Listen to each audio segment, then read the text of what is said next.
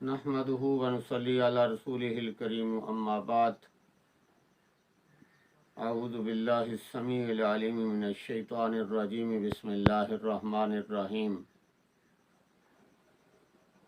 पनाह मांगता हूँ अल्लाह रब्बुल इज़्ज़त की शैतान मरदूद से। बिस्मिल्लाहिर रहमानिर रहीम।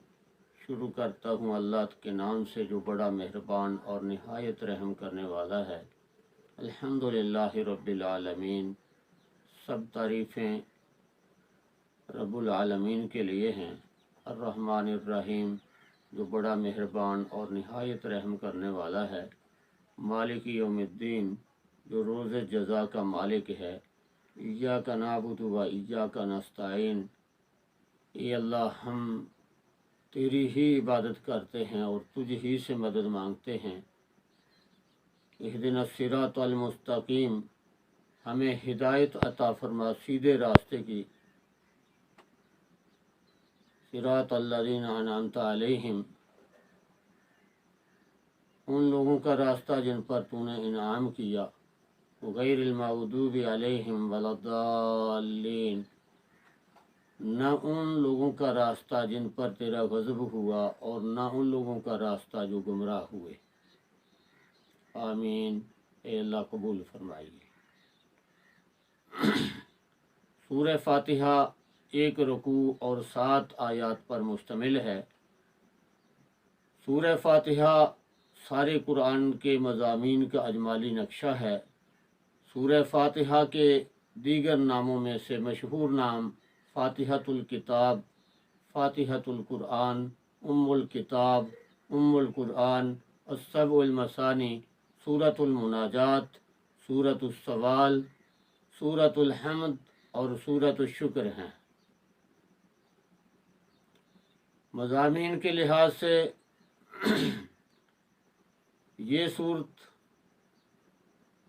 एक मतन है और बाकी कुरान शरह है।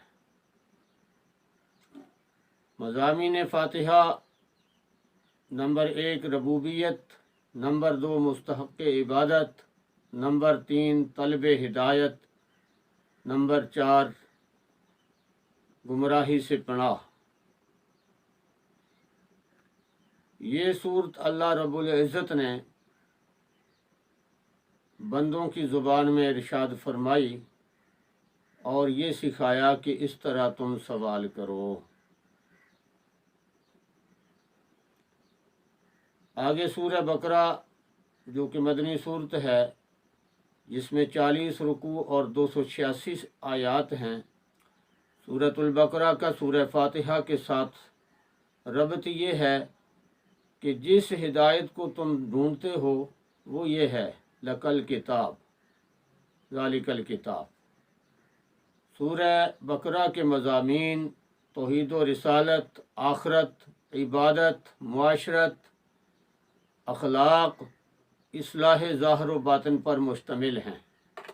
सूरतुल बकरा के रुकू नंबर 1 के अंदर फरमाया कि ये किताब मुत्तक़ियों के लिए हिदायत है। ईमान लाना, नमाज कायम करना, माल खर्च करना इसकी उनकी सिफ़ात हैं। और फरमाया कि जिनके दिल पर मोहर लग चुकी वो हरगिज़ ईमान नहीं लाएंगे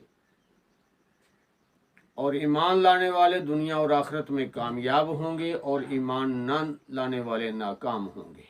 सूरह बकरा के रुकू नंबर 1 का खुलासा ये है कि इसमें यहूद को दावत इलाल किताब दी गई है और मुत्तकीन के औसाफ बयान किए गए हैं। रुकू नंबर 2 में मुनाफिकीन की सिफ़ात को बयान किया है कि अपने तई मुसलमानों को और अल्लाह ताला को धोखा देते हैं, जबकि हकीकत में ये अपने आप को धोखा दे रहे हैं। मुसलहीन होने का दावा करते हैं मगर फसाद कर रहे हैं। ईमान वालों को बेवकूफ़ कहते हैं, जबकि खुद सबसे बड़े बेवकूफ़ हैं, क्योंकि हिदायत के बदले में गुमराही खरीद रहे हैं।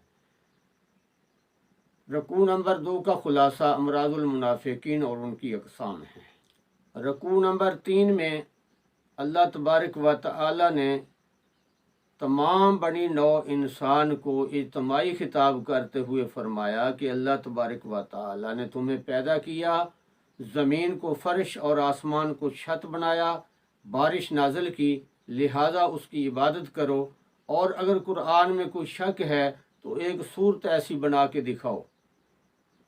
فرمایا کافروں کے لیے جہنم اور ماننے والوں کے لیے جنت ہے۔ اللہ سے کیے ہوئے عہد کو توڑنے والے خسارے میں رہنے والے ہیں۔ اللہ تبارک و تعالی موت دے کر دوبارہ زندہ کرے گا اور اسی کی طرف تمہیں لوٹنا ہے۔ رکوع نمبر 3 کا خلاصہ تذکیر بھی اعلیٰ اللہ میں منافقین نمبر 2 کی اصلاح کا قانون ہے۔ رکوع نمبر 4 میں اللہ تبارک و تعالی نے فرمایا کہ انسان کو خلیفہ بنانے کے بعد ان کو علم عطا کیا اور ان کی فضیلت کو فرشتوں پر ظاہر فرمایا اور ان کو سجدہ تعظیمی کا حکم فرمایا۔ تمام فرشتوں نے سجدہ کیا سوائے ابلیس کے۔ ابلیس نے حسد کی وجہ سے سجدہ نہیں کیا۔ رکوع نمبر 5 میں خاص طور پر بنی اسرائیل کو خطاب کرتے ہوئے فرمایا کہ ہم نے تمہیں بے شمار نعمتیں عطا کیں، فرعون سے نجات دلائی، من و سلوہ اتارا۔ آپ صلی اللہ علیہ وسلم کے بارے میں تورات میں وضاحت فرمائی، جس کا تقاضا یہ تھا کہ نبی اکرم صلی اللہ علیہ وسلم پر ایمان لے آتے، لیکن تم وہ لوگ ہو کہ حق کو چھپا کر بیٹھے ہوئے ہو، پیغمبروں کو قتل کیا، حب جاہ اور حب مال کی وجہ سے نبی اکرم صلی اللہ علیہ وسلم پر ایمان نہیں لائے۔ فرمایا تمہاری مرض کا علاج صبر ہے اگر تم کرو تو۔ رکوع نمبر 6 کے اندر بھی اللہ تبارک و تعالی نے اپنی نعمتوں کو یاد کرایا کہ اے بنی اسرائیل، ہم نے تمہیں تمام امتوں پر فضیلت عطا فرمائی سوائے امت محمدیہ صلی اللہ علیہ وسلم کی۔ فرعون نے تمہارے بچوں کو قتل کیا،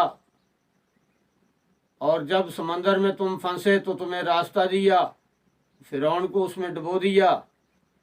بچڑے کو معبود بنانے کے بعد تمہاری توبہ کو قبول کیا، اور فرعونیوں کو ہم نے غرق کیا، تمہیں کتاب دی، بادلوں سے سایہ کیا، من و سلوہ کھلایا، رات کو عمودی روشنی عطا کی۔ کپڑے پرانے نہ ہوتے تھے، بچوں کے کپڑے قد کے مطابق بڑھتے تھے، پھر تم نے نافرمانی کی جس پر ہم نے عذاب نازل کیا۔ رکوع نمبر 6 کا خلاصہ بھی تذکیر بھی اعلیٰ اللہ ما بعد الموت سے یہود کو دعوت الی الکتاب ہے اور ان کا بدوی اور قروی زندگی کے اندر فیل ہونے کا بیان کیا گیا ہے۔ رکوع نمبر 7 کے اندر پھر اللہ تبارک و تعالی نے ان کو نعمتیں یاد کرائیں کہ وادی سینا میں ان کے لیے 12 چشمے نکالے، من و سلوہ کی تم نے ناقدری کی، سبزیوں اور دالوں کا مطالبہ کیا، پھر نافرمانی کی، کئی انبیاء کو قتل کیا۔ فرمایا کہ ہمیشہ کے لیے ذلت اور رسوائی تم پر مسلط کر دی گئی۔ رکوع نمبر 7 کا خلاصہ یہ ہے کہ یہود کا مصری زندگی میں ناکام ہونا۔ رکوع نمبر 8 کے اندر اللہ تبارک و تعالی نے ایک اصولی بات بیان فرمائی کہ اللہ رب العزت کسی کے ساتھ جانبداری کا معاملہ نہیں کرتے، جو لوگ بھی نیک ہوں گے وہ کامیاب ہوں گے۔ فرمایا کہ جب یہود نے توریت کے ماننے سے انکار کیا تو اللہ تبارک و تعالی نے ان پر کوہ طور کو معلق کر دیا، ہفتے کے دن مچھلی کے شکار ہونے سے روکا، نہ ماننے کی وجہ سے بندر اور خنزیر بنا دیا گیا، گائے ذبح کرنے کے لیے کہا گیا تو اس کا مذاق اڑایا۔ اس رکوع کے اندر یہود کے امراض ثلاثہ، تولا، حیلہ سازی اور تعمق کا ذکر کیا گیا ہے۔ رکوع نمبر 9 کا خلاصہ یہ ہے کہ بڑے بڑے معجزات دیکھنے کے باوجود بنی اسرائیل پتھر سے بھی زیادہ سخت دل ہو گئے اور مسلمانوں کے خلاف سازشیں کرنے لگے اور اپنے آپ کو جنت کا ٹھیکیدار سمجھنے لگے۔ فرمایا کہ ان کا ٹھکانہ جہنم ہے، ایمان اور اعمال والے ہی جنت میں جائیں گے۔ رکوع نمبر 10 کے اندر یہ فرمایا کہ بنی اسرائیل نے اللہ تبارک و تعالیٰ سے کیے ہوئے اقرار سے انحراف کیا اور اپنی قوم جب غیر کے ہاتھوں پھنسی تو چھڑانے کے لیے تیار ہو گئے اور خود اپنے گھروں کو جلا دیتے تھے۔ जलावतन कर देते। मुक्तज़ा ये कि अगर अल्लाह के हुक्म पर चलना है तो दोनों जगहों पर चलो। इसमें भी यहूद की अमली कमज़ोरियों का जिक्र है। रुकू नंबर 11 के अंदर इस बात की तफसील है कि बनी इसराइल में मूसा अलैहिस्सलाम से लेकर हज़रत ईसा अलैहिस्सलाम तक कई सौ अंबिया आए। यहूदियों ने हर एक को जुटलाया, कई एक को कत्ल किया, तकब्बुर किया, दुनिया की ज़िंदगी को असल समझते रहे, मौत से डरते हैं, मुश्रिकों से ज़्यादा बुत परस्त हैं, हालांकि लंबी उम्र पाकर भी ये मौत से नहीं बच सकते। इस रुकू का खुलासा भी यहूद के अमराज मुस्तमर्रा का जिक्र है कि वो मुसलमानों के मातहत रहकर भी काम नहीं कर सकते।